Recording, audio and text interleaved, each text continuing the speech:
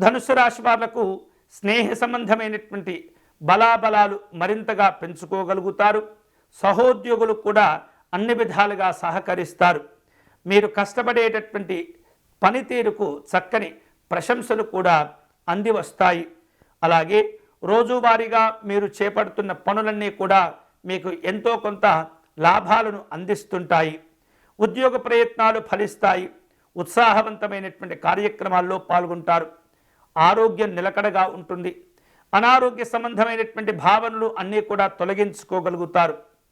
కుటుంబ పెద్దలు వివిధ రూపాల్లో మీకు అందించేటటువంటి సలహాలు, సూచనలు, ఆలోచనలు అన్నీ కూడా పాటించటం వలన ఎన్నో రకాల ఇబ్బందులు తొలగిపోతాయి. ముందు చూపుతో వ్యవహరించి చక్కని ప్రయోజనాలు కూడా పొందగలుగుతారు.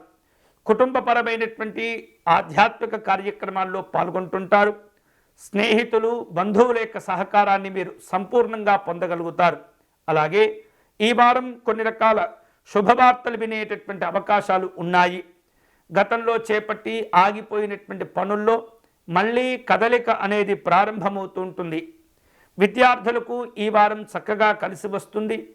లక్ష్యాల వైపు మీ యొక్క దృష్టిని కేంద్రీకరించగలుగుతారు. భూ సంబంధమైనటువంటి లావాదేవీల విషయంలో చాలా జాగ్రత్తగా ఉండండి.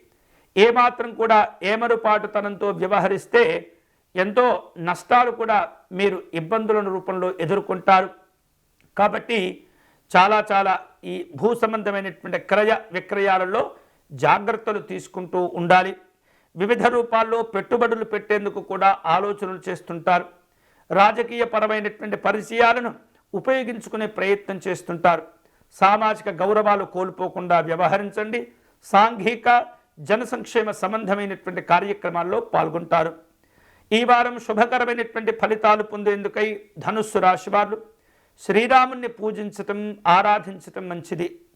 రామాష్టకమును పారాయణ చేయటం, రామచంద్రస్వామి వారికి తులసి అర్చన నిర్వహించటం, రామనామాన్ని నిరంతరం జపం చేసుకోవటం వలన విశేషమైనటువంటి శుభాలు కలిసి వస్తాయి.